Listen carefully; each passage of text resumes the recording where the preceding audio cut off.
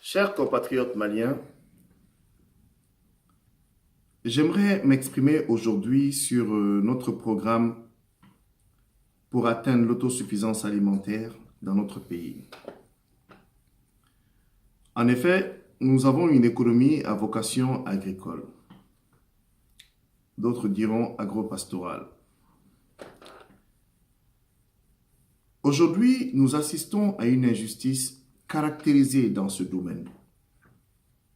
Et notre première mission sera de mettre fin à cette injustice à l'égard de nos sœurs et de nos frères qui œuvrent nuit et jour pour reconstruire le tissu économique du Mali. Je veux parler de nos producteurs locaux, de ces petits producteurs qui font face à une concurrence déloyale, à un dumping généralisé et soutenu par l'État. Le pouvoir actuel du Mali investit dans les importations à outrance des denrées alimentaires qui sont produites localement. Lorsque nous prenons l'exemple de la filière riz, nous savons qu'au Mali, l'Office du Niger a pour vocation de devenir un grenier en riz de toute la sous-région. Donc, les différents régimes qui se sont succédés ne peuvent pas dire qu'ils n'ont pas eu connaissance de cela. Ils savent que nous avons ce patrimoine et ce fort potentiel. Ils savent également qu'il y a du riz local qui est produit au Mali, qu'on appelle le riz RM40 Gambiaka. Mais qu'est-ce qui se passe? C'est que ce riz, comme je le disais, est victime d'une concurrence déloyale. Parce que le riz importé qui se trouve en vrac sur nos marchés aujourd'hui au Mali est un riz qui est subventionné par l'État.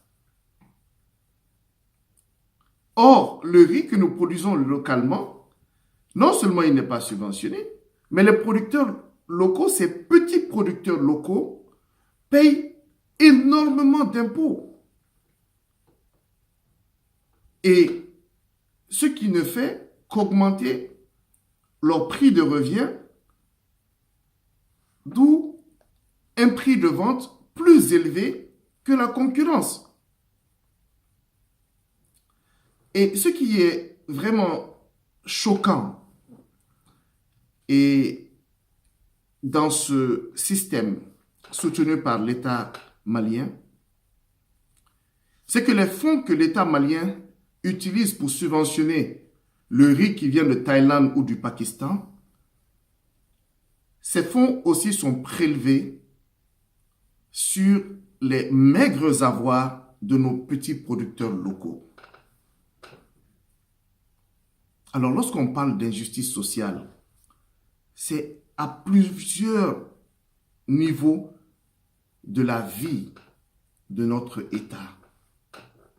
Il faut que cela cesse.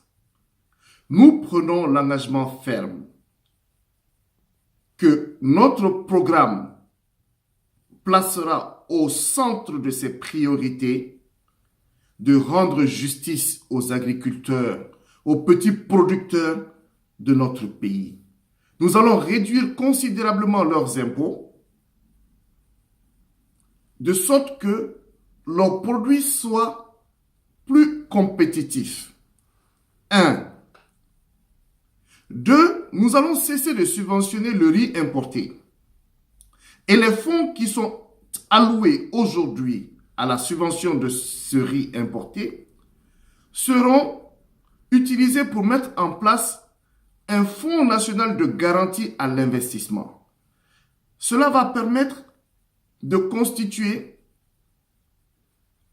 une garantie pour les banques et les institutions financières et même les investisseurs qui souhaitent venir investir dans cette filière. De sorte que ces investisseurs seront rassurés qu'en investissant dans le secteur primaire, il y a un fonds de garantie qui est là pour couvrir tous vos risques.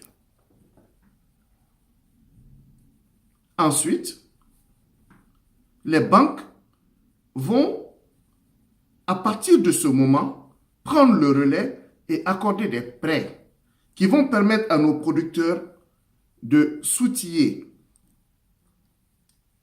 avec des outils modernes pour mettre en place ce qu'on appelle une agriculture intensive.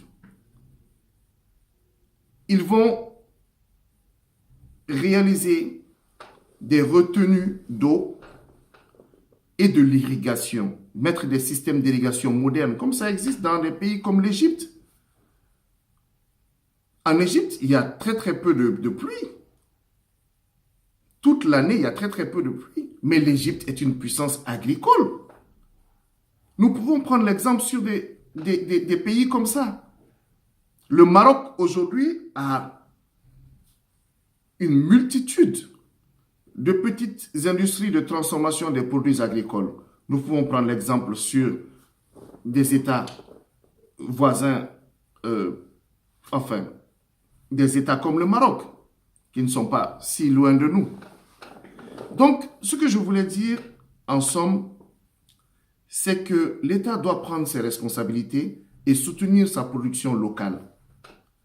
Cela va booster la production et cela va permettre également à nos petits producteurs de vivre décemment de leur production. Cela va revaloriser la fonction d'agriculteur et on verra que beaucoup de jeunes vont se diriger vers ce secteur parce qu'ils verront qu'aujourd'hui, ce secteur, il est revalorisé. Au lieu de rester et de chômer dans les grandes villes, ils vont se rediriger vers ces milieux ruraux où il y aura, qui vont devenir de nouveaux bassins de l'emploi et cela va aussi contribuer fortement à diminuer les flux migratoires qui quittent chez nous pour aller vers l'Europe et d'autres continents. Ensuite, il y a un autre volet qui est le volet formation.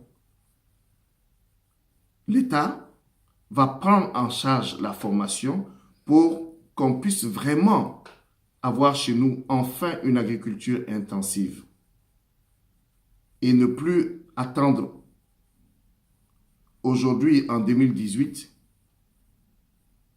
la saison des pluies uniquement pour produire certaines de nos denrées alimentaires de base. Et c'était le message que j'avais à vous adresser aujourd'hui par rapport à notre programme agricole. Je vous remercie pour votre attention. Que Dieu bénisse le Mali.